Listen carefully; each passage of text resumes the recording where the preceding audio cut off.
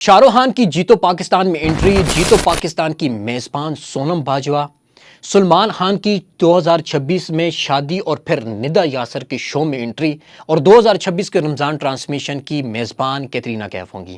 یہ تمام تر باتیں، یہ میمز اس ٹائم سوشل میڈیا پر گردش کرنے لگی جب ہندوستان نے کہا کہ میں پاکستان کا نام صفحہ ہستی سے مٹا دوں گا یا پھر پاکستان کے اوپر بمباری کرنے جا رہا ہوں۔ پاکستانیوں نے اس کو مذاق میں لیا، میمز بنائی اور سوشل میڈیا پر لگا دی، اور ہندوستانی آگ بگولا ہو گئے۔ وہ پریشان ہو گئے اور معافی مانگنے لگے، سر پکڑ کے بیٹھ گئے۔ قائد اعظم محمد علی جناح نے کون سی قوم ہم سے آزاد کروائی ہے، یہ تو کسی چیز کو سیریس ہی نہیں لے رہے، ہم ان کو دھمکا رہے ہیں، ہم ان کو ڈرا رہے ہیں، لیکن یہ خوفزدہ ہی نہیں ہے۔ اور پاکستان کی میم دیکھ کر ہندوستانی اور خوفزدہ ہو رہے ہیں اور غصے میں آ رہے ہیں کہ بھئی یہ ڈر کیوں نہیں رہے۔ اب جب پاکستان کو دھمکایا گیا تو پاکستان کی جانب سے میمز کی بربار ہوگی۔ کسی نے کہا کہ بھائی اوپننگ سرمنی کب ہوگی جنگ کی؟ کوئی یہ کہتے ہوئے نظر آیا کہ خدا کا واسطہ ہے کہ اب کی بار بابر اور رضوان سے اوپننگ نہ کروا دینا۔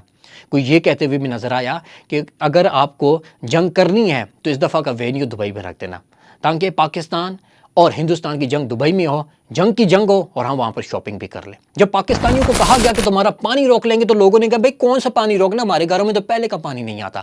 جب کہا گیا کہ تمہیں ماریں گے تو لوگوں نے کہا بھائی ہم صبح روز اٹھتے ہیں اور مار کھاتے ہیں یا پھر مر جاتے ہیں کیونکہ مہنگائی اتنی ہے، یہ کون سی نئی بات ہے۔ جب کہا کہ لاہور لے لیں گے تو کسی نے کہا بھائی لے لینا لیکن آدھے گھنٹے بعد وہاں سانو موڑ کے جا دیں گے۔ یعنی اتنی باتیں کرنے کے باوجود ہندوستانی پھر بھی ڈر رہے ہیں کہ یار یہ کس قوم سے پنگا لے لیا۔ کچھ یہ کہتے ہوئے بھی نظر آئے کہ نور جہاں صاحبہ تو اس دنیا میں نہیں ہے، لہٰذا لگتا یہ ہے کہ آئمہ بیگ کی سریلی آواز سے ہمیں اس بار اپنا جوش و جذبہ جگانا ہوگا۔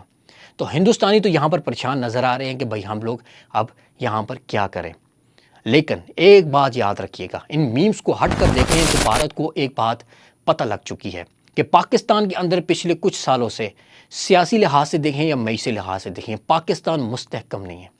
پاکستان کے اندرونی اختلافات بڑے ہیں، لیکن جب بھی پاکستان کے اوپر ماضی میں، ابھی یا پھر آنے والے وقت میں کبھی بھی پاکستان کے اوپر کوئی بھی انگلی اٹھائے گا تو یہ تمام سیاسی لوگ اور ان کو سپورٹ کرنے والے ہمیشہ سے ایک ہو کر رہ جائیں گے۔ پاکستان کی آرمی کے ساتھ ہوں گے، پاکستان کی ایئر فورس کے ساتھ ہوں گے، اور وہ لوگ ہمارے ساتھ ہوں گے۔ اور ابھی آپ نے دیکھا کہ ہمارے سیاسی اختلافات ہونے کے باوجود سب نے یہ پیغام بھارت کو پہنچا دیا ہے کہ بھارت دہشت گرد ملک ہے، اور ہمارے ملک کے اندر اگر تم نے سرجیکل سٹرائک یا پھر ہمارے خلاف کوئی بھی پروپیگنڈا کرنے کی کوشش کی، ہم سب نے مل کر تمہیں جواب دینا ہے، اور ایسا ہوتا آیا ہے اور ہو رہا ہے۔ لیکن یہاں پر ایک اور بات بھی یاد رکھنا ضروری ہے، بھارت کے میڈیا میں وہاں کے ایکس جرنلز اور وہاں کے کرنل وہاں کی گورنمنٹ کو، مودی گورنمنٹ کو یہ خبردار کہتے ہوئے نظر آ رہے ہیں کہ بھئی یہ وہ دور نہیں رہا کہ پاکستان نے چوڑیاں پہنی ہوئی ہوں۔ وہ تمہیں پہلے بھی جواب دیتے تھے، لیکن اب ان کے پاس اور طاقت آ چکی ہے۔ پاکستان کو تم نے نہیں چھیڑنا، انہوں نے چوڑیاں نہیں پہنی ہوئی۔ پاکستان کے اوپر حملہ کرنے سے پہلے کئی بار سوچ لینا، کیونکہ پاکستان تمہیں اس بار نہیں چھوڑے گا۔